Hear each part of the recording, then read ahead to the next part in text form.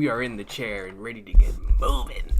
Let's go, yo, Togashi. Let me do. Whoa, where's the camera? Where's the camera? Whoa, ladies and gentlemen, we are throwing. No.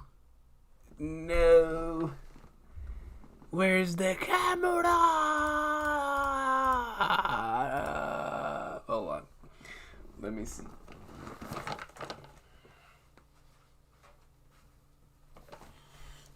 Yo, notifications went up? I can't believe that.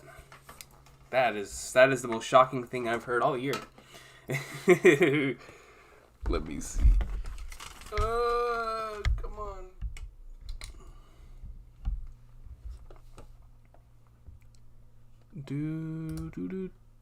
There we go. Yes, sir. Alrighty, ladies and gentlemen, we are here for the final Togashi of 2022, and maybe for who knows, right? Who knows how long? But I do know I got the notification I got the message that Togashi left behind that now the series is going to be leaving its weekly serialized format, which for me is great. Now Togashi will be able to release chapters as he sees fit, when the time calls for it. Now they can place the time and energy necessary to release chapters, whether it be once a month or twice a month or once every 3 months, whatever the case may be. Whenever they are ready, they don't have to wait for that 10 chapter weekly serialized situation. So now we might be able to get chapters more often just based on this format. When the time calls for it, they'll be able to release some chapters. And honestly, I think this will work out better for Togashi as a storyteller in the long run, because now the consistency can keep him at bay, especially with what he's currently going through from a health situation. I can imagine that while he's writing, as painful as it is, this is what's helping him get through this painful situation he's in, and so it'll allow him to continue and not have to wait to, do I have enough in the tank to do these 10, right? Now you can do one here, one here, one here, one here, and so I think it'll work better in the long run. But I'm very, very excited. Very, very excited. And so I can't believe notifications went out first and foremost, yo. I really can't. But yeah, I appreciate everybody for being here. Shout out to the squad. And what Kira and I'm Khalid said in regards to notifications, I honestly can't believe it, because right now I'm dealing with a copyright strike. So the fact that notifications went out at all, that's why right now in the shadow ban that I'm in, I'm like, well, it is what it is. So whenever anyone shows up, I'm like, well, at least somebody got a link, because YouTube, whenever you have a copyright strike, they're not very kind. They're not very kind in general, but especially when you have a copyright strike. So, but man, this is going to be this, and then when I finish Chainsaw Man today and or tomorrow, these are going to be my final watches of the year, at least for stuff that I was watching regularly, right, or reading regularly.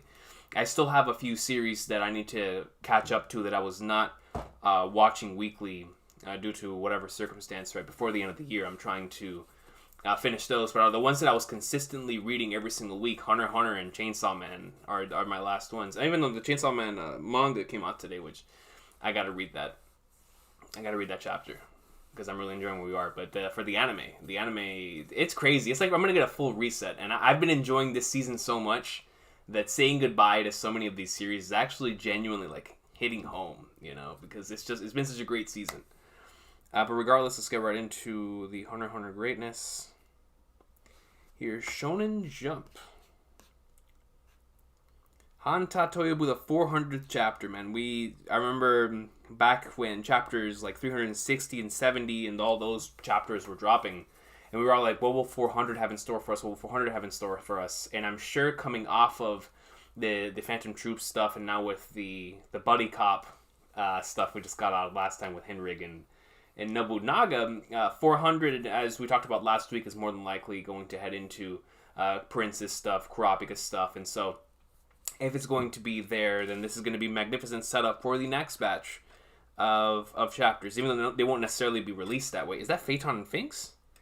Ooh, so we're getting some Phantom Troupe stuff too. Great. We love to see it. How's Chojin X been? I haven't read in a while. I haven't read in a while either, Billy Evans. As a matter of fact, I think I'm very, very behind on Chojin X. I think I haven't read it since the first chapter. So I need to get back on that.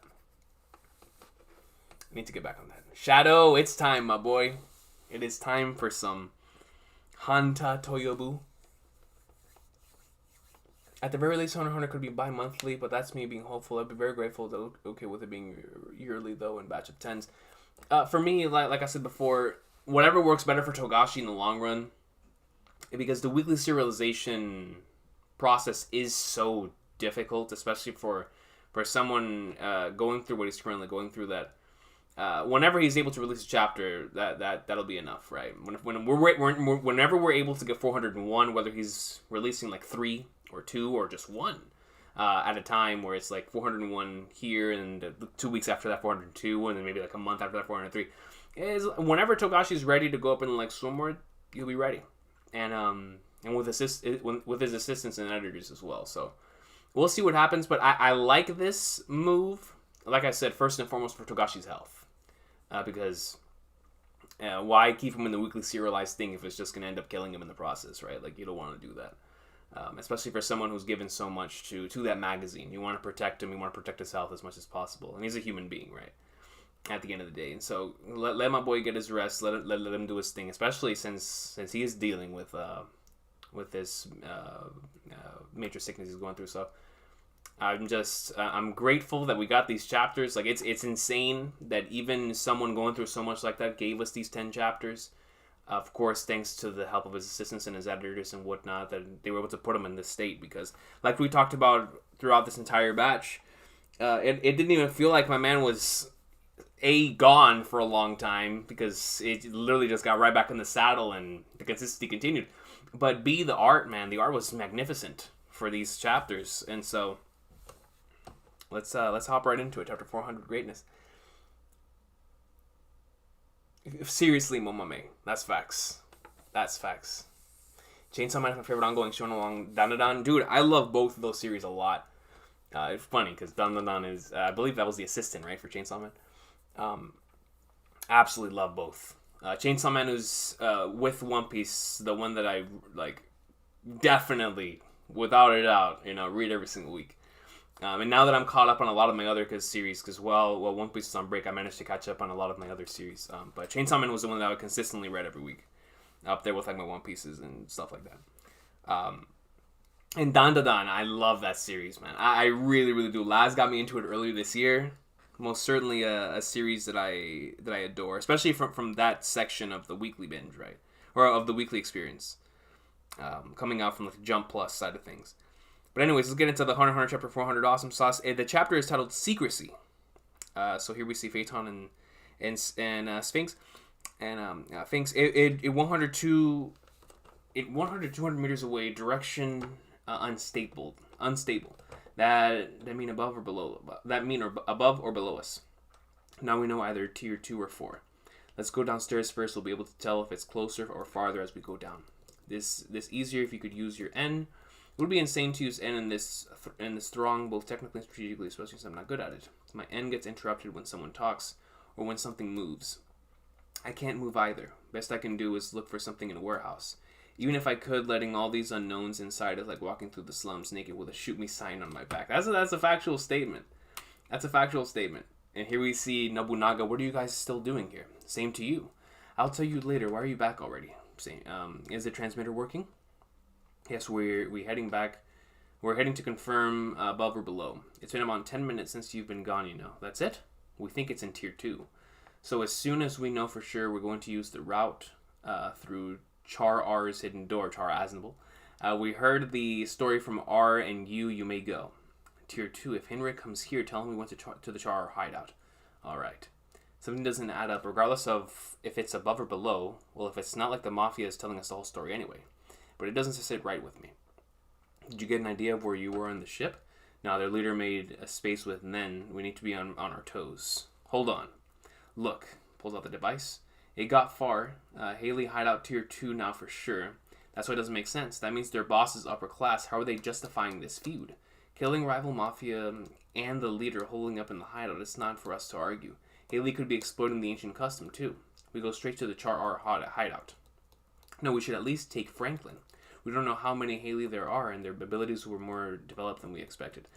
And, that, I still can't get over that security ability, right? As having the wee level max, I felt legit. I was like, yo, are we playing GTA right now? When you get to, level 7, and just have, all the helicopters, and it's just insane. There's no way you're not going to get busted.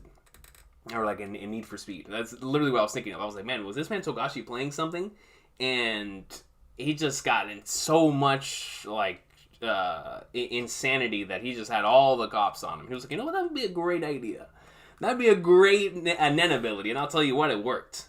It worked, man, because it's tough. Even for individuals as powerful as Nobunaga to be able to deal with something like that. That's not going to take any damage. It doesn't deal damage nor take damage.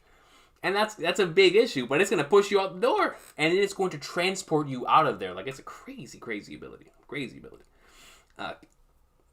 Haley could be explaining, we go straight. They seem to be a random bunch of punks, but it could be tough depending on their advisor. Hey, this is only to kill time when we look for Hisoka. I know. Securing a route upstairs is crucial in our search for Hisoka too. That's actually very interesting, the way that's stated here. So this panel, where Finks is like, hey, this is only to kill time when we look for Hisoka, we see that Nobunaga is getting personally invested in this material. And what this showcases is, while he was in the buddy cop adventure with Henrig, that just those escapades, that adventure, that personal investment could lead towards consequential stuff taking place down the line. Because now that you're personally invested in whatever took place, you can let those emotions get ahead of you while your original mission was supposed to do this, right? That's the problem whenever you're dealing with something like this. Where if you get personally invested, you're going to allow those emotions to overwhelm you, no matter who you are. And so I wonder now if that's what Togashi was building towards while creating that particular subplot with Henrig and Nobunaga, bringing that to the forefront for a couple chapters, getting them invested in the Haley stuff. So now potentially both of them, there will be some sort of consequences to those actions, to being personally invested in that down the line, whether they be positives and or negatives, that is to be seen.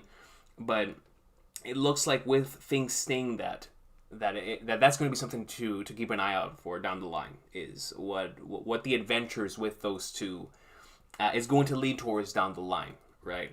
Now that Nobunaga is personally invested in this particular section. Securing a route upstairs. As a matter of fact, one could even argue that he's more invested into this than he is in even looking for Hisoka at this point in time. So securing a route upstairs is crucial in our search for Hisoka too. Bringing Franklin also reduces risk. In case we run into Hisoka while we're killing time, all this arguing is making you seem more obsessed with Haley. We have an urgent announcement. May we have your attention, please? Urgent announcement. Some sad news, I'm afraid. I'm not denying it. I found someone interesting. Nobunaga, you like the enemy too much. See? And there we head into there as well. This is Madwig. He's a hit man with amnesia. Oh, we're back on in the thousands. The only thing I remembered was how to handle a gun. I'm here because Prince Tyson took me in. Look at that flowing hair, dog. I'm Himonse, a global A-list star, but Sunny had never heard of me. I'm not her type, she says. I've never met anyone like her. Looks like Light Yagami. I'm Ansel, and I'm Prince Tyson's little brother. But she and I are the only ones who know that. I'm Hyuga. I'm being modest when I say I'm a legendary tutor. I saw that as Hideki Hyuga. Why am I thinking of Death Note? Do I want to rewatch the series? I should rewatch the series. That's always a good rewatch. Any of those prime Madhouse shows, I'm down to rewatch any of them. I don't care, man. Listen, I'm a Madhouse fan. I'm a Madhouse fanboy. Prime Madhouse. I say I'm a legendary tutor. I can teach someone with a brain the size of a flea how to get into any elite school, guaranteed. Hey, help me out, man. Help me out there, Mr. Hyuga. I am a Neji. I am a prince from the planet Mooney.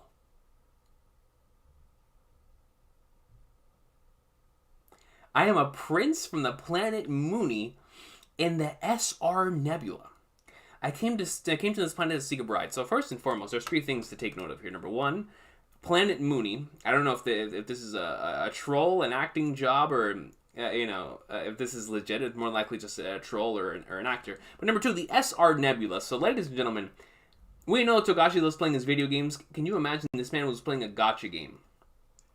And he just saw the terms, SR, SSR, UR, because we already have a million video game references to begin with. And he's like, you know what? This is a character I want Togashi didn't get the character and was like, you know what? I'm putting my rage into my manga. This is the SR Nebula, and I can't. Oh, it's just the thing. I came to this planet to seek a bride. Huh? Okay. So they're all acting out these characters you like. Holy, that's taboo. So once again, acting out the characters, right? They're reborn. Katekyo Hitman? While you're on board, you will be reincarnated as a whole new Giuliano. Giotto? He doesn't seem to be different, but I'm worried about how quiet he gets when he's reading the book. Yo, when you're invested, you're quiet. You're not trying to talk to nobody. Listen. Rule number 1. When you're binging a series, and actually I watched a video on this. Shout out to Daryl over on Psychoflay, where he's talking about, people are either bingers or drifters, and I thought it was very interesting. Individuals who experience stories either drifting through it as slowly as possible, or they're individuals that love binging, right? I just thought that was very interesting. The psychology of what goes into somebody either being someone who heavily binges something or like takes their time with the material, and it depends obviously on the situation. But regardless, whenever somebody brings up like, how somebody doesn't speak when they're reading or whatever, what's interesting is doing reactions has honestly made me appreciate taking my time when I'm reading something, because you do remember a lot more stuff whenever you take your time, and obviously it calls for it. If it's intense, if it's something like, if you guys ever read 20th Century Boys, if it's like 20th Century Boys and you're in the Hanged Hill section and it's just insanely intense, you're going through, bro. You're flipping the page. You don't care. Same thing with York New City. York New City and Hunter. You're da da da da da da da da. But Chimera Ant is would be like another experience where I'm taking my time going through that. You know what I mean? And so it's just very interesting the way those two... I don't know how I got on this rant, on this tangent, but it's just... People got to understand, whenever you're experiencing something and you get extremely quiet while experiencing it, it's because you're invested, man. Like, sometimes there's no time, there's no opportunity to speak, but regardless, it's definitely linked to the Six Princes' Nen Beast's ability. But if it truly proselytizes love, it might be possible to incorporate the king and get him to cancel the succession battle. Your Highness, did you distribute the book to the other princes? I gave them to the lower princes and their mums, but they probably haven't read it. I doubt they threw it away, though. I'm in an iffy position in line to the throne. Sadly, I don't have much influence. Have you given it to the king? I need her permission to see him. I asked Mummy, so I'd like to believe he has read it. He has it. That was my condition to take part in the succession battle. I was going to decline, but Mummy was disappointed I turned out like this. She doesn't expect any grandchildren. She used to say she hated the pitying glances from the other queens. She really wanted to be able to retaliate. So now we're starting to see, more pieces into internal conflict here. And unfortunately, I only fight with the power of love. Your Highness, please convince your mother so you can personally ask the king at the next banquet to read the book. It could hold the key to this ship's fate. Oh dear, it makes me happy to hear you say that. All right, I'll ask Mummy. So Tyson's stuff right here in room 1006, dedicating 2 pages there. So now we're going to 1010. Regulations can wait until I gather her personal effects. Why can't I see Fugetsu? I'm her mother and the queen. Man, Fugetsu. And the stuff we got last back. Fugetsu, Kacho, and all that stuff.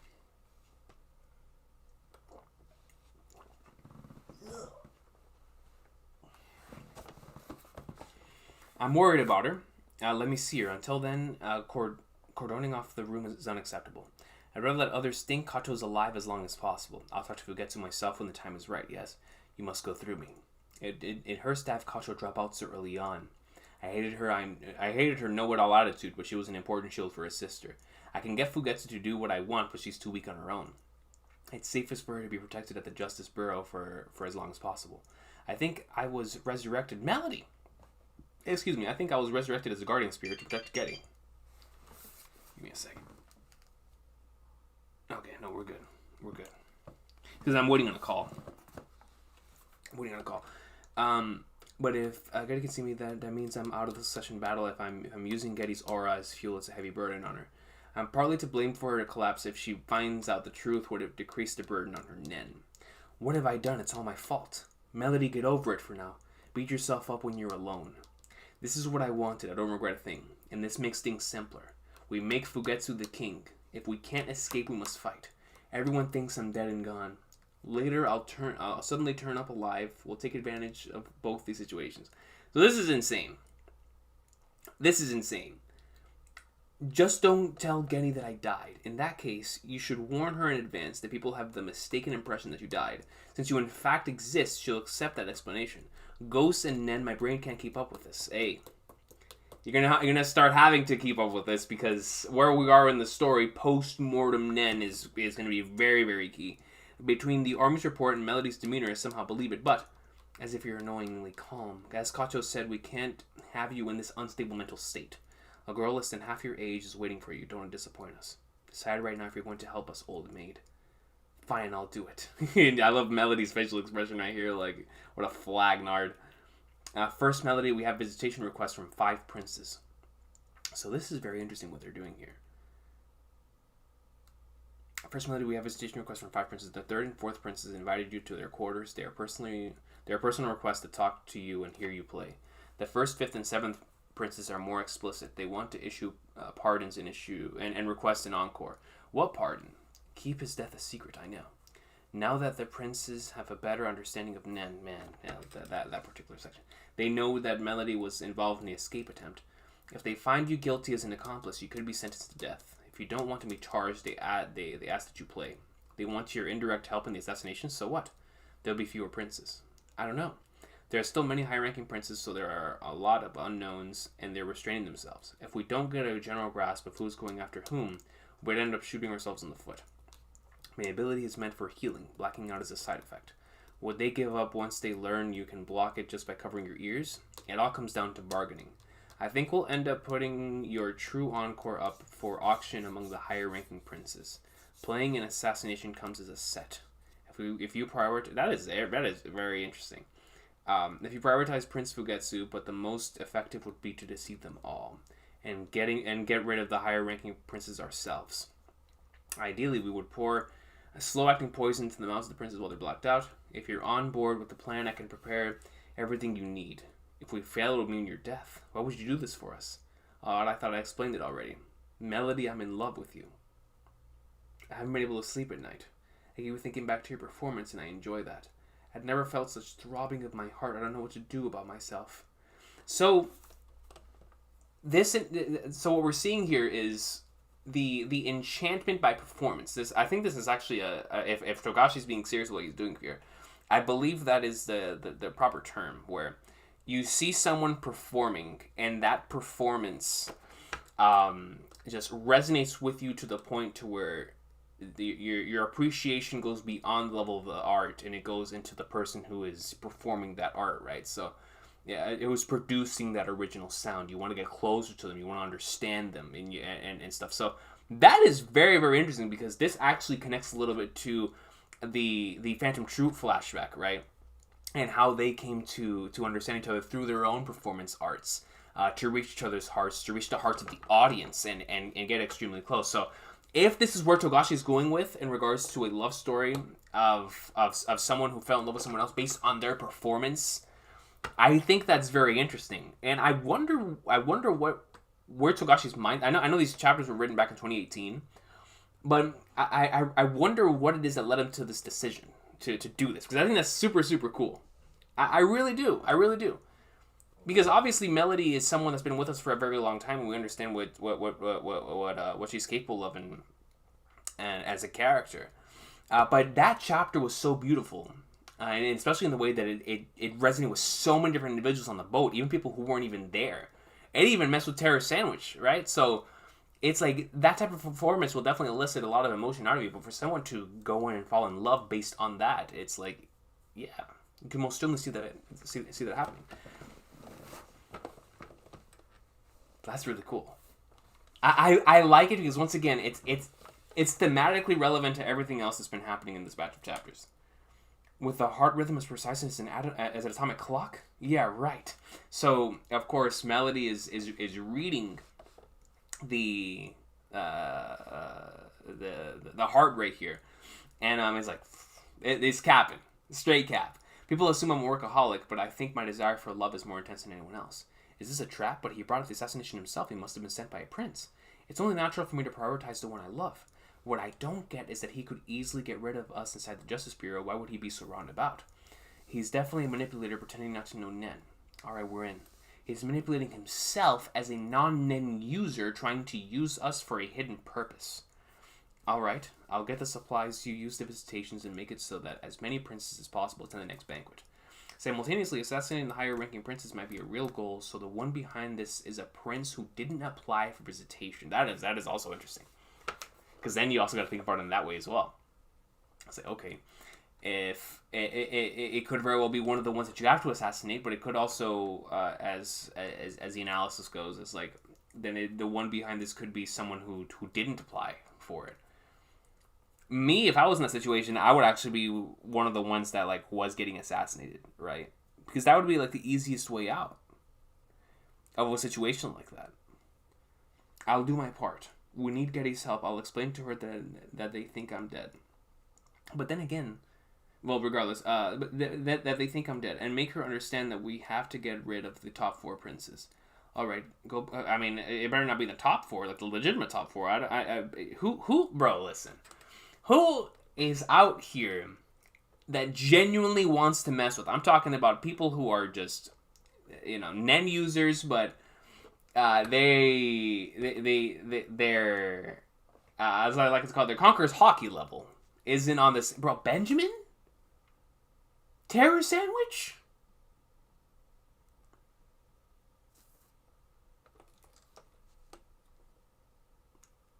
The top 4? Go back to the interrogation room. I can't pass through. Camilla's in the top 4 too, right?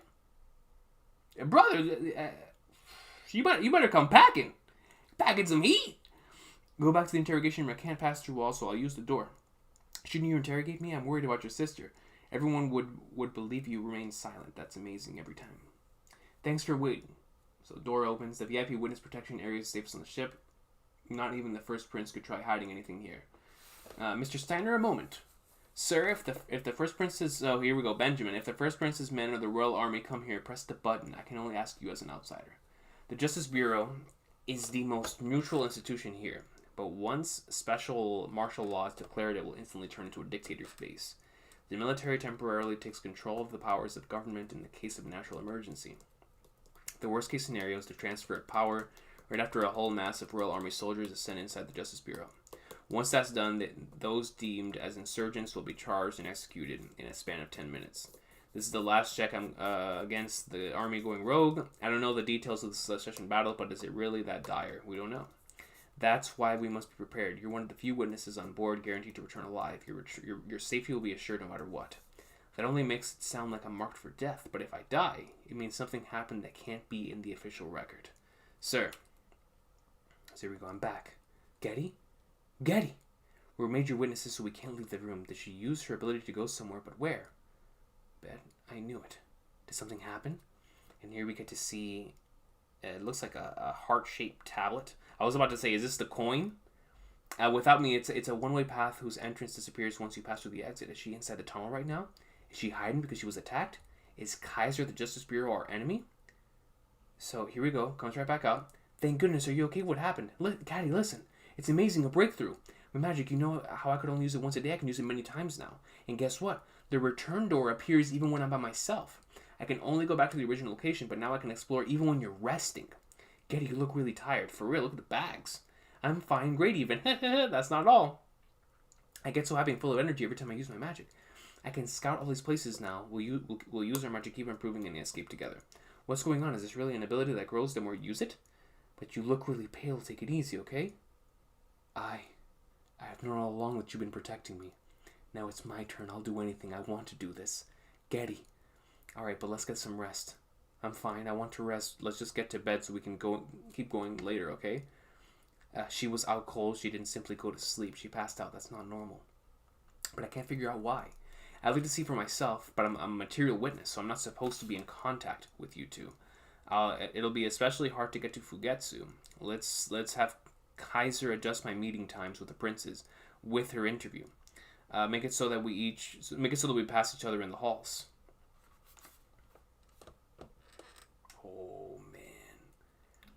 dark energy coming from the back. Oof. And then look at that. So here you have like a whole bunch of mini ghosts and ghouls, all of different shapes and sizes. This reminds me of that one Yu-Gi-Oh card, that one that like goes in like I forgot what it was called, but it's like multiple of them. This is dangerous. Fugetsu's aura is so weak it's practically Zetsu. She's mentally unstable and evil spirits are being attracted to her. What happened that she got like this in such a short period of time? What should I do? There are too many evil spirits. Her life is in danger. We must get her exorcised. This way you have 10 minutes. All conversations will be recorded. It might be used in a court of law, so a public defender will be present. Why is Fugetsu in such a weakened state? What I don't understand is that I can't see whatever's possessing her. If it has such a powerful influence, there should be a clear trace or the thing itself nearby. Based on the timing, she's a hostage, and I'm here to negotiate. Someone will insinuate in these meetings. Here we go. The third prince. I forgot he was number 3. I didn't think you'd be I didn't think you'd be here personally. I wanted to show my respect. Your performance at the banquet was most impressive. I have 2 requests. I'd like to hear it again, and I'd like you to take this as proof of my respect. Will you accept this gift from the visitor? So here we go. It's coin time. Yes, of course. It's something I made. A coin. And it says number 1, shining bright for everyone, living out your fantasy. Oh, I am Vantine representative for the 4th prince. Oh, Lord. I know a negotiation here in public has no meaning. I would just like to confirm some things. A negotiation? His Highness would like to invite you to his quarters. Would you accept? And look at this. So I'm going to assume this is based on the performance, right? He found out Melody, being the one behind the magnificent performance, was like, yo, it's time to go up and like somewhere. So Terror Sandwich wants a meeting here. I'm honored, but I'm not at liberty to decide that on my own. Because you were hired to guard Prince Kacho, I can't comment about my contract. I'll ask a different question then. Are you unwilling to play again? Personally, if I'm asked, I would be happy to play anywhere under the right circumstances. That is good to hear. His Highness will be pleased. I think negotiating here is possible. What do you mean? That's for after you're released. We can work out the details then. Beats of confusion and doubt. The 4th prince isn't behind this. It's not the 3rd or 4th prince. There's 3 more to go. Even if you play at the next banquet, you don't know we should follow through with our plan yet. No, we must be cautious while we don't know who's behind Prince Fugetsu's changes. We must find out what's consuming her immediately. Please get me out released on bail. We can't do that. If we ease your confinement, we won't be able to turn down the subpoenas from the princess. Even now, the 1st prince's men are waiting for you to emerge from our offices. Then go see Kurapika in room 1014. Yeah, Kurapika! And tell him everything. He's the only one I can rely on. Everything? There's no time to waste. Please hurry. None of their heartbeats react to the word negotiation. The mastermind is someone else entirely, or maybe he's waiting for an opportunity. I can't take any of the princes or their people off the list of suspects. I don't need divination. Yo, look at my dog. Hey, bro, it's been 1,000,000 years, my boy. It's been 1,000,000 years. Man, I can use it already. Will you agree to our contract? Yes. I will collaborate with Prince Tubepa. Kurapika, yo. And that is how we end off on this stretch of chapters. Craziness here happening with Fugetsu.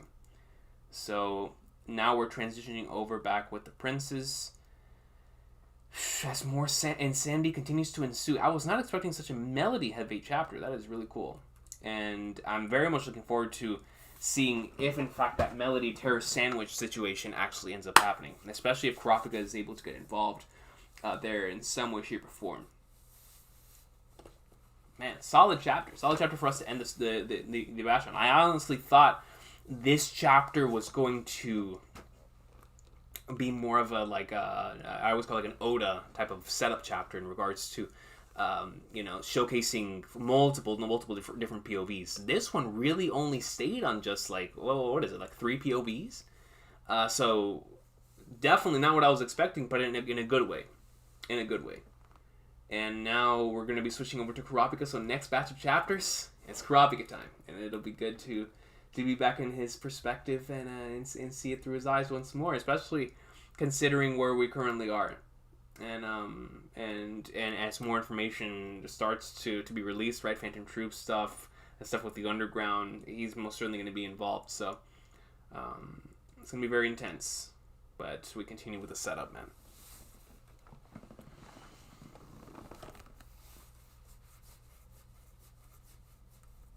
Dun, dun, dun.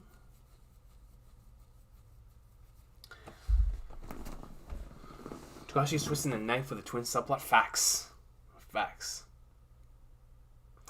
I think Fujitsu cursed by one of the people who belongs to Camilla. I remember that in chapter 389. The one who was responsible to cursing Fujitsu named Mishoshi. Got it. Terrorist Sandwich is not coming out from his room until he masters none. That is also true. Which means next time we see him, it's going to be very scary. Goat X Goat, Facts Indratic. Bro, check chapter 372, the first 2 pages. 372. 372. Let's pull this out here.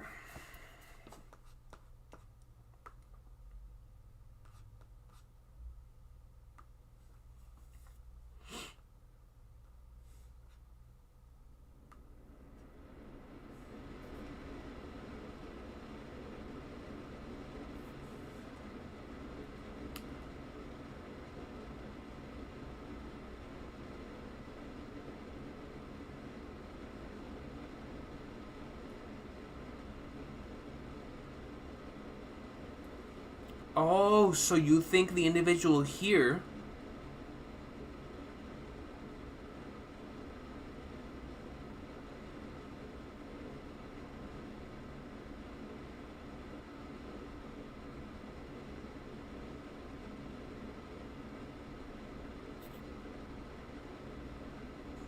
See, now this is making me want to reread the entire arc.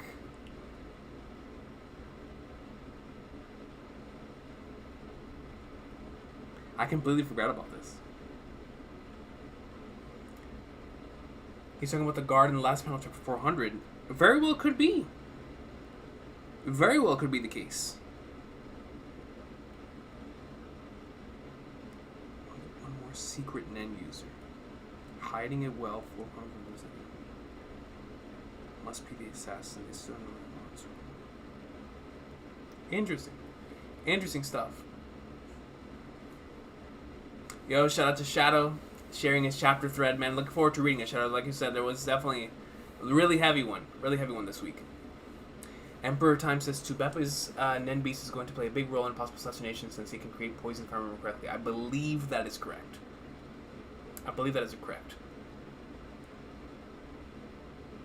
That could be the case, Brandon King. That very well could be the case.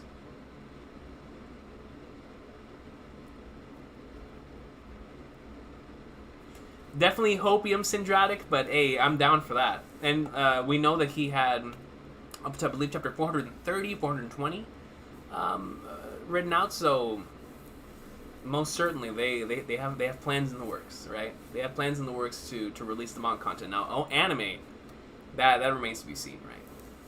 But hey, it's always good to have some hopium. I don't expect Kurapika to get tied with the Mafia stuff. He has to protect Wobble, and he can't go to the lower deck, so it doesn't make logical sense. More so, what I'm talking about when it comes to getting tied with the Mafia stuff is because he is already a member of the Underground. Naturally, those little tidbits of information are going to reach his ears eventually. And so, even if he won't get involved with the Mafia stuff right now, with the Wobble situation, it's going to reach his ears, and it's going to lead to moments of internal conflict for Kurapika, where he's going to have to make a decision about what he has to do. And then we're going to see Kurapika's true character come out, whenever he's going to have the individuals that he wants to kill that are on the ship, but also he has to protect the individuals that now he's personally invested in, because now what we have is a parallel between Nobunaga and Kurapika, right? Where I guarantee you there's going to be a situation within this arc where Nobunaga is going to have to make a decision about whether to stay true to this looking for Hisoka plotline and going in, and or his personal investment in what just went down with Henrig and Haley. And so he's going to be going through that, while Kurapika is more than likely going to hear of the Phantom Troupe being on the ship and Hisoka and stuff of that nature. But now that he's so invested in the Prince Wobble plotline, he's going to, in his heart, have to make a decision whether he has to go to do his main purpose in his life, or B, to protect the individuals that he's sworn to protect here on the ship, right? And so I think that is going to be very, very key down the line. That's why I think that it's going to have to reach his ears eventually, because Kurapika is already dealing with Emperor Time slowly taking away his life, right? That's one of the major things that has made this so compelling for Kurapika within this arc is what he's willing to do to ensure all of this goes well, taking years off of his life. Now when he figures out that the boys are here, that's going to lead into some very, very intense stuff. Even if he's not present, even if they're not there, the fact that he knows that there is a rumor, an idea, these people can be on the ship, that in and of itself is going to make Kurapika like, what do I do? And I want to see that, because it's those moments of internal conflict in which the characters truly have their brightest moments. And Kurapika's already been shining in this arc, but having that be in the back of his mind the entire time while he's trying to take care of the prince situation, it would be key. It would be key.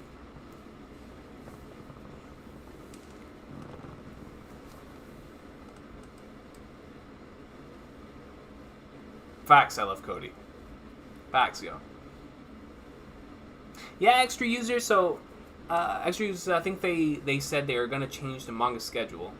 Not going on a long break. So, for me, the way I'm taking this, like I said at the beginning of the stream, is rather than going on a long hiatus, now what we're giving Togashi is an opportunity to release chapters as he sees fit, right? So, chapter 401 could come out, end of January, February, right? But what we don't know is when 402 will drop, 403 will drop, because now they won't be weekly, right? Back to back.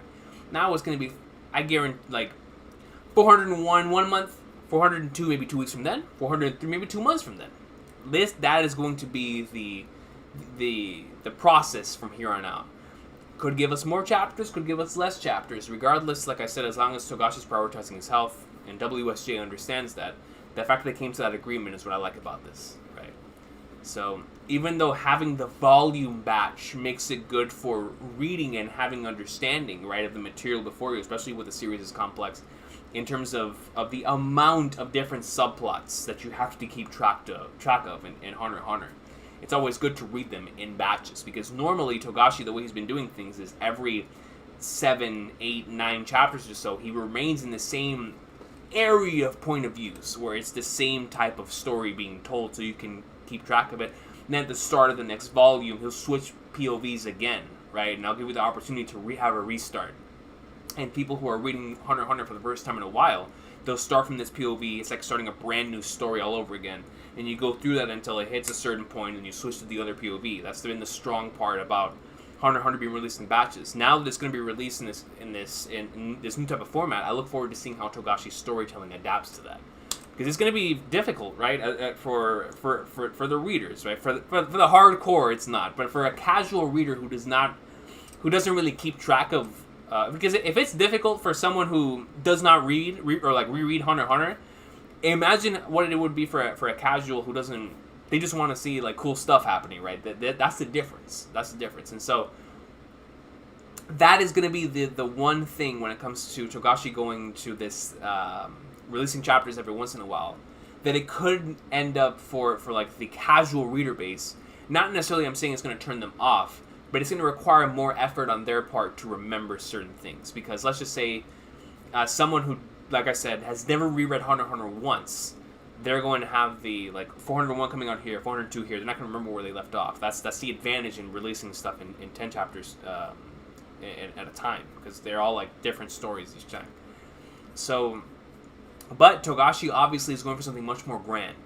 Togashi's going for this major, long, epic tale that you need the full scope of, full perspective of, which is why by the time we finish the Succession War and we go back to chapter 341 where this all started, we're going to have this massive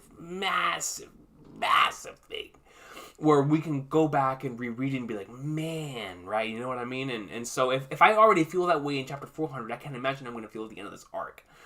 And so that's what he's building, and he's willing to take the risk of people maybe not being able to follow it on a weekly basis, quote unquote, as long as he gets to tell the story he wants to tell. And so it just goes back into Togashi's ambitions as a storyteller.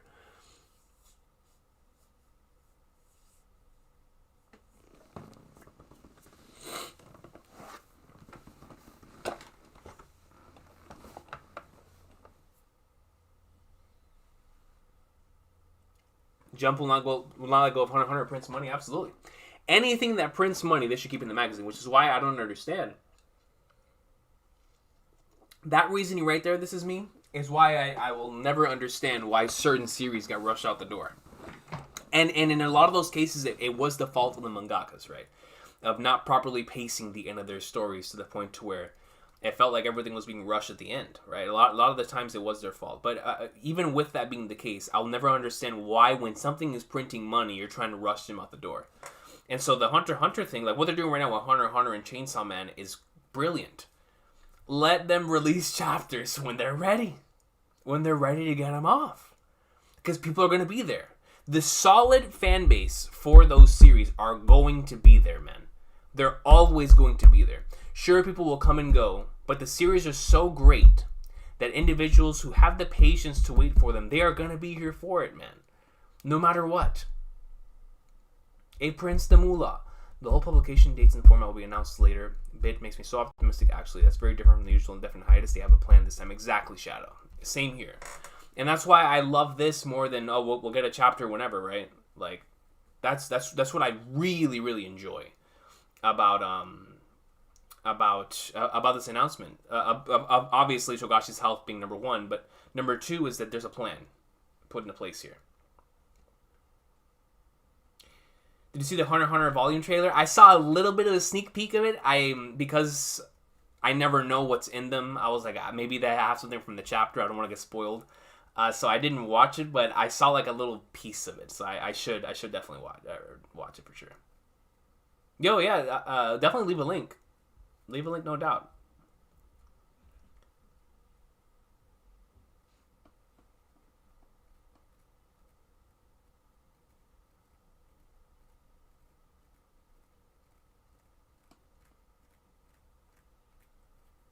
Yeah, no, Brandon King, that's what I'm saying. Like I'll never understand why series, like why Shonen Jump, when a series is producing money, right? Like I'm going back and I'm thinking, and I'm remembering back to like Hitman Reborn in its prime.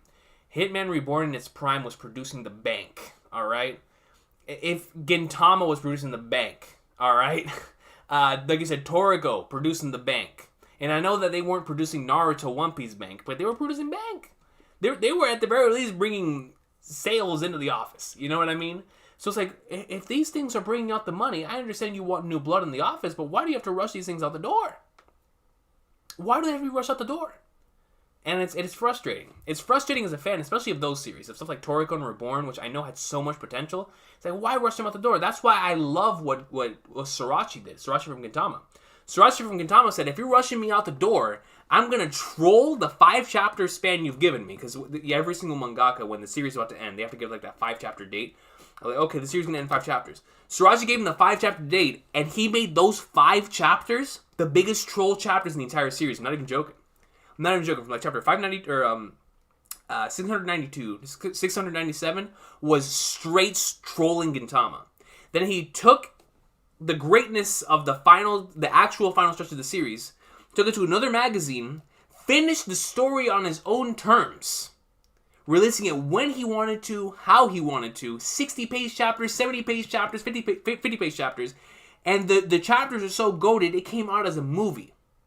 So I love what Sorachi did. He said, you're not rushing me out the door. Not my baby. I'm going to troll you so hard, then I'll go to another magazine and finish it how I want to finish it. That's how I want more people to go about it. I just understand it's very difficult, and you need to have the love for the series within your heart in order to actually go from one magazine to another and be like, okay, this is how I want to do it. But I love what Sorachi did. I really love what Sorachi did, and it's a shame. It's a shame. Since we're 6 volumes deep into the arc, which one would you say is your favorite right now? Well, Shadow, I want to say, I honestly think it's tough. It's tough because I feel like my favorite section, the one that we just finished had Phantom Troupe greatness, which is obviously, it's always fantastic. It probably is my favorite chapter in this entire thing, right? With 397. But the Jing stuff in the first batch was so special that's up there for me. But if I had to make just a personal decision from like a creative standpoint, I think what Togashi was doing in the most recent, like the batch before this one, from 380 to 389, he was doing so many cool things in that batch that when I remember back to my fondest memories of like just being in awe of Togashi, it was during that stretch. And I'm talking about from a weekly standpoint, right? When it's much more difficult to really look back and appreciate that stuff. Because when I did my full reread of the arc before this stretch of chapters came out, and I reached that part, it hit just as hard in a binge than it did on a weekly basis. And so for me, I think that volume's worth of content from like chapter 380 to 389 is probably my favorite.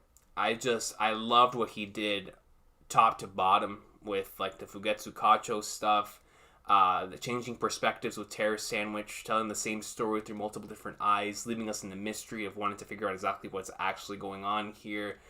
The intensity of the moment in the situation there, Melody's performance, panels were just out of this world. I love that stretch. I really do. I really do. And even though there's been a couple of other really, really awesome volumes here, I think that stretch was special. For me personally. For me personally. And then this one right here. But then again, bro, the volume with because the one with Chrollo versus Hisoka obviously was extremely special. Obviously. Same thing with the one that ended with the Phantom Troupe wanting to go up in like Soma, right? Banquet stuff. But I think overall, so I think from an enjoyment standpoint, I'd probably say like it's tough because that Hisoka Chrollo volume is goated. It is goated. But once again, I think from just seeing Togashi flex, I think the stretch before this one, it's so tough. It's so tough, man.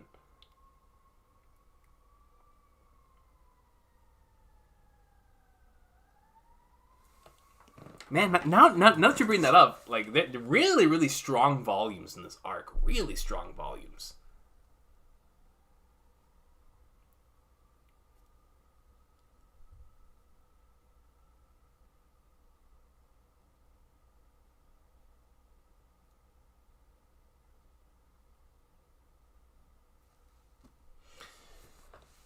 The whole magazine's on break, Avada. Not just One Piece. One Piece, Black Clover, My Hero. The whole magazine's gonna be on break for like 2 weeks. We'll probably get a scan chapter, but the whole magazine is on break. Yes, so Momame, that's what I'm talking about. Like, yo, Theta and Terrace and his POV chapters are out of this world, and that's the thing. Those POV chapters for me were just, I was going nuts. I love those chapters. But once again, that's from like taking a look back. It's tough. It's so tough. I love that stretch of chapters though. It's really tough for me too because I think 33 and 34 special volumes. Dude, 33 with the Periston and Jinx stuff. Listen, man, bro, that was Hunter x Hunter coming off of the fact that they hadn't released a chapter in so long, right? So once again, this is weekly bias, right? Weekly bias for both those volumes. Weekly bias, and I know since you've been with Hunter x Hunter longer than I have, you know, for you, your emotions must have been way higher than mine, right? Because listen, Jing obviously being the character, Jing and Chrollo being the two characters I love the most, and I'm coming off of this legendary Chimera Ant stretch, and going into Chairman election, the anime is coming to a close, and Beyond Netero, all that insanity. So then we cut over, and 341 starts us off with dark content explanation stuff out of this world, switching over to Jing, Periston, all of that goatness, right? Then we go over to meeting individuals like Terrace Sandwich for the first time, introducing the princes, Kurapika Insanity. But then you switch over to Volume 34's content, and it's Hisoka versus Chrollo. I still think up there with like goatest of weekly experience chapters for like One Piece or Bleach, or like any of the ones I've been covering for a long time. The Hisoka Chrollo stretch, like turning the page and seeing them at Heaven's Arena, is an experience I will never forget. Never forget that entire fight. But chapter 357, son,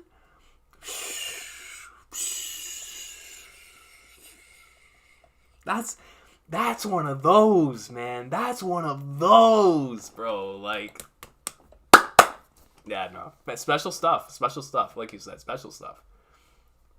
It's still the craziest series ever been. That then this most recent one, and the banquet one. The banquet one was special, dude. The banquet one was peak. Yo, this arc has been goated, bro. Like when you think about it in that way, it's like, man. And I know we talk about all the time, like the Succession War has the potential to be Togashi's best arc. But when you really think about it, it's like it really does. It really, really does, man. It's incredible stuff. Crollo versus Hisoka was the most you just had to be there when it was weekly facts in the series. I agree. It hit different because we just couldn't believe what was going down, right? And every week it was like, because the thing is, Crollo versus Hisoka, it's right down the middle. You have no idea how that fight's gonna go. This stretch we just got out of the special though, man. I couldn't believe we got that Phantom Troops stretch, you know? We got to see their flashback, dog. Hockenberg awakening after confronting his father. Peak. I cannot wait for the day Crollo vs. Hisoka fight is animated. That's going to be peak. I love Cody. Like, none of us are ready. Yo, Josh, my boy. Yes, sir. That Togashi greatness.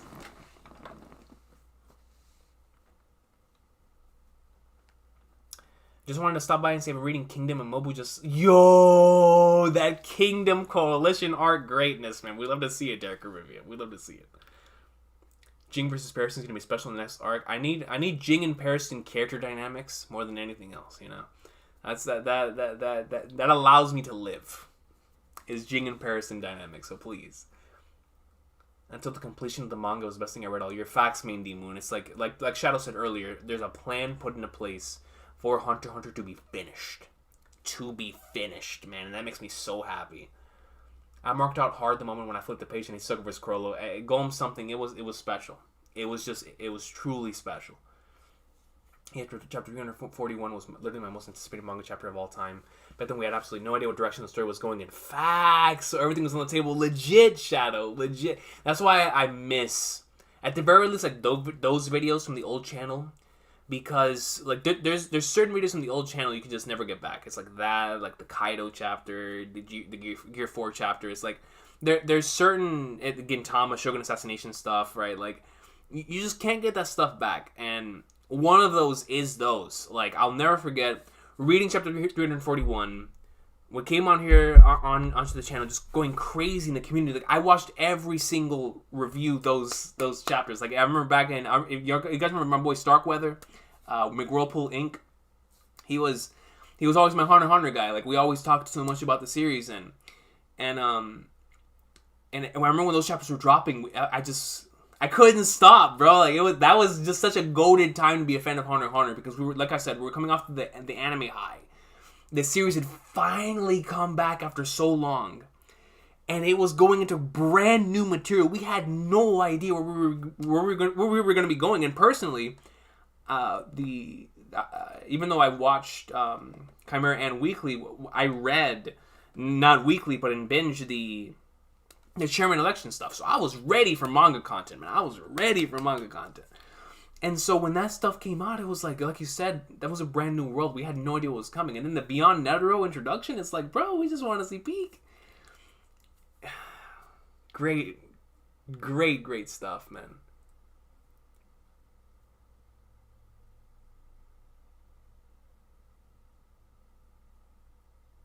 Shout out to my boy McWhirlpool, man. Haven't spoken to him in years.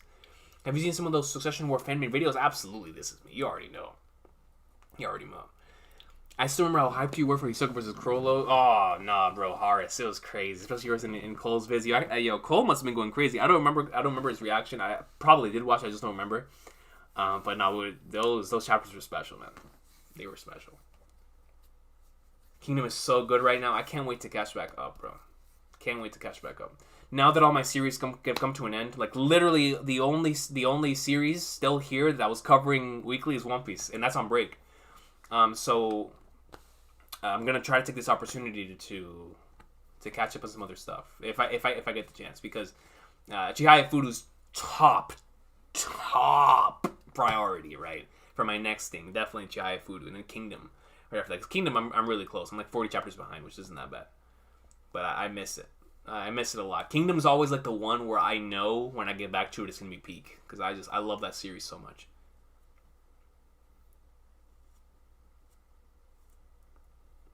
Yeah, that's the thing that sucks about it, man. It really does.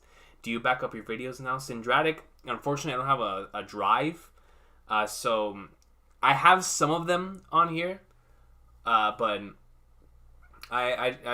it's like I have certain videos like kept, but I can't keep them all. My streams are too long, and I don't have a drive that can keep all that stuff. Especially when the videos that I produce are so long, they're normally like 10, 20 gigabyte files. It's tough. So I'll never be able to like back up all of them, but there are definitely like some of them that I have on there. Good to see a streaming Recon, but I finally started reading Berserk and it's getting real. Yo, Main D Moon reading the goatness. Yes, sir. Experiencing goatness. Shout out to Kentaro Miura, man. Forever a goat. Forever a goat. Brandon King, that was special, and I'm glad that I don't know. Did I have that here? I don't even remember when I started doing One Piece on this channel. On the old channel, we started in Dressrosa. I don't remember if I have that one here on this channel, but that was some special stuff, bro. That was another you had to be there for, right? Weekly when it was going on. It was crazy. It was crazy, man. The Sanji Whole Cake stuff. I just watched Wells from RTTV. Yo, shout out to Wells and the boys from RTTV, man. Always doing big things. And it reminded me how this might be my favorite arc of the show if it ends well. Syndratic, honestly, the Succession War, and every time I say this, I say it with like, it's so difficult. Being the Togashi fanboy that I am, right? Like, I'm sure one day when I do my favorite arcs of all time list again, because I haven't done it in years, I already know all 4 of Togashi's big 4 are going to be there. And in some way, shape, or form, I can't handle it. You know, Yorknu, or Chimera Ant, Yorknu, Dark Tournament, Chapter Black, it's just, they're special. To know the Succession War could potentially go over all of them by the time it's all said and done, it's genuinely a terrifying thing. It's genuinely a terrifying thing. Because it's just, it's goated. It's really, really goated. I love those arcs, and to know, and like I said, I don't care personally if it surpasses or not. The fact that the conversation is there to me is what's special, right? That to me is special. I want to catch up to Bleach right now, hearing so much about it. This is me. Bleach is going crazy. The anime right now for Bleach is on a completely different level. It is on a completely different level, man.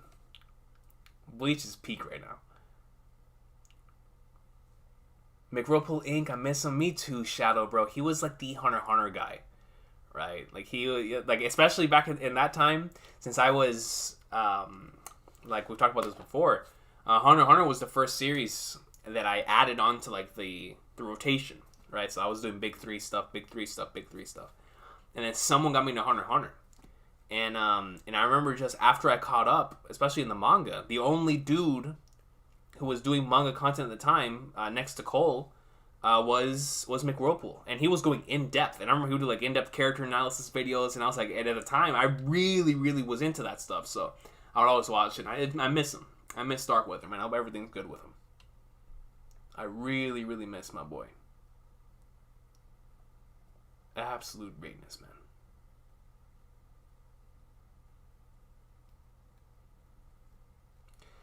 Did you see the new Nen chart from Togashi? Revealed metal No! I did not see the new Nen chart. Is that on Twitter? Oh, let me search that up. Nen chart.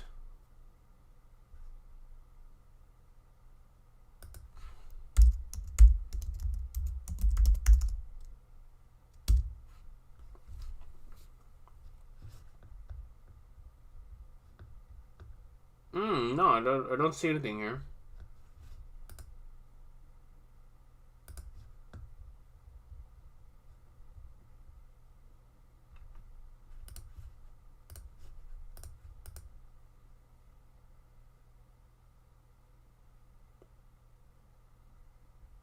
It's the Nen chart from the exhibition?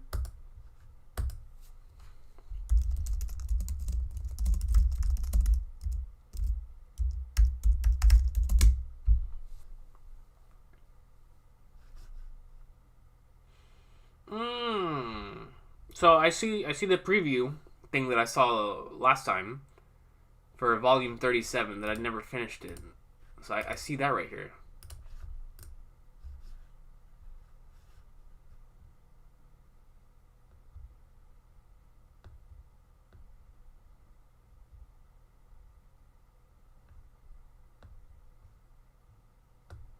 I don't see the Nen chart though. If someone could tag me in the Nen chart or send me a link, I would definitely like to see that. It's on Reddit. Oh, that's why I don't use Reddit. Okay, so I just gotta find it then. Just gotta find it then. Dude, yo, look at this, man. Yo, the iconic color page that for me would be super. So what I'm looking at is somebody sharing the exhibition for Togashi, and it shows the iconic color spread from Yu Yu Hakusho, where it has Yusuke, Kurama, Kuwabara, and Hiei, and on the left you have the island where the Dark Tournament take place, and Toguro in the back. Obviously, they used a variation of this image in Homework Never Ends, the first ending for Hakusho.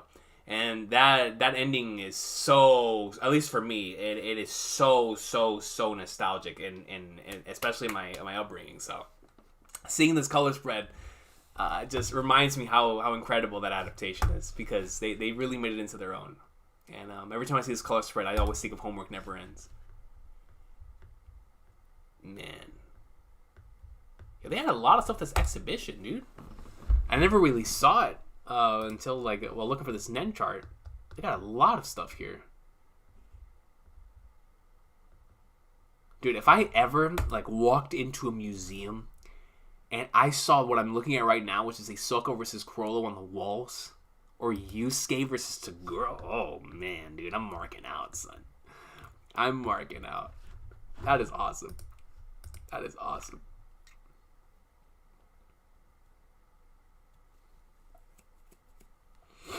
Shout out to Hakusho, man. Shout out to Hakusho. But I'm going ahead and call it here. We're going for an hour. Man, I'm gonna. Let me see. I think 4 years ago, I never saw One Piece on Hunter x Hunter and Insanity. Dude, it's crazy, right? Like, I know how you feel about it, because I look back on a time period when I wasn't into certain series, and I'm like, well, what was I doing? You know, what was I doing without this peak in my life? But we all get into stuff when we need to get into it. I strongly believe that. Who knows? Maybe if you would have gotten into it earlier than that, it wouldn't have impacted you the same. So I always believe we get into the things when when it was time for us to get into the things. You know. I've started Hakusho 5 times, never made it 20 episodes to get back on that. Yo, if you get the opportunity, get back on the awesome sauce. Get back on the awesome sauce. But if it's your thing, right? Don't ever push yourself through it if you're not enjoying it. Just, if it's your thing, it'll definitely connect with you. Togashi's evolution from Yu Yu Hakusho to Hunter exams to Greed Island to Chimera Ant, election to succession to the throne. It's a legendary run, Shadow. You're right. It's insane.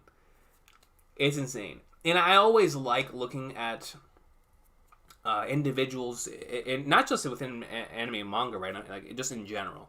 You look at, I call no matter what it is, I call it a discography, right? In music, where whenever you start off, you see their first, let's just say in the realm of manga, starting off with their first published work, and it's going through the ages, and you get to see their evolution as a storyteller, whether it be whether you prefer the changes or whatever the case may be. You get to see how they've evolved, how things have changed, how they've learned.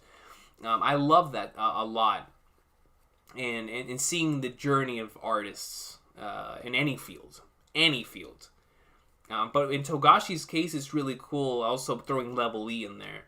And in just seeing how he's mastered certain parts of the craft, and how he's always had a certain just instinct for, or an intuition. I don't know if it's still something that he learned from experience, or if it's something that he just had in his mind of wanting to do things certain way, or was it just all of his, the way that he grew up, where something caused him to just be a little different when it comes to producing characters. Because that's the thing that has always impressed me the most about Yoshihiro Togashi, is the way that he not only introduces conflict in his stories, but especially his characters. Man, he has some really special characters. really memorable, special characters in his stories, and that's very difficult to pull off. And for him to have so many, that's really impressive. Really, really impressive. And so seeing that evolution from beginning to until now, it's incredible. Like you said, it's a legendary run. It's a legendary run. But I love that when it comes to any author. Like, I do that all the time for all my other favorite authors as well. But I'm going to go ahead and call it here, y'all. Thank you so much for being here on a Tuesday morning. It is Chainsaw Man Tuesday. I'm going to go ahead and get ready to go on here. As a matter of fact, what time is it? 1 o'clock? Yeah, I have to get going anyway. So go here. Hopefully before the end of today. I mean, I'm gonna spare the time. I'm gonna read the Chainsaw Man manga chapter. There's no doubt about that. But the anime episodes, I gotta see if I can watch that today, man. Because I gotta reach my quota later today too. Regardless, I'm very much looking forward to finishing off my season of awesome sauce here. Hunter x Hunter. Can't wait for it to return. And then my Chainsaw... Bro, once I finish that Chainsaw Man episode, the only other thing, which... like I was talking about earlier, the only other thing that from this season that I still need to finish, that I was waiting specifically to finish it, because I was going to be heartbroken, is Mob Psycho. Like, I've been holding off because emotionally, I know it's going to kill me. Finishing that, because I love that series so much. So, that'll be it. That's going to be it for this season. And this season's been so special, man. Both in the manga and the anime for all the series I've been going through. So, but I will see y'all next time. I'm going to miss Togashi, man. I really am. Absolutely. We'll be in like swimwear. I appreciate y'all for being here once again. And Shadow, man, you already know. We'll always be up in like swimwear. As far as Hunter x Hunter is concerned, we have no idea when that will be. But you know, we'll always be there. But you know, we'll always be there. We'll always be there. But yeah, I appreciate everybody for being here. Thank you so much. For stopping by, and but it's been great. Like Horace said, it's gonna be a while, but it's been a great batch. It was a great batch of chapters. We got the Phantom Troupe flashback in this batch of chapters, y'all, and it was beautiful. It was goated, and we even got buddy cop movie stuff with Nobunaga and Henrik. I mean, come on, man, come on, dude. It was beautiful. You know what I mean? But yeah, I appreciate y'all. Thank you so much for being here. Check Twitter. I tagged you in the chart. Thank you, Syndratic. Thank you so much. I'll definitely check that out. Have a good you have a good one as well, Arturo, man. Hope all of you have a blessed one. Take care. Hanta Toyobu. Whereas if I didn't have the copyright strike, I would play the song, but since I do, hunting for your dream.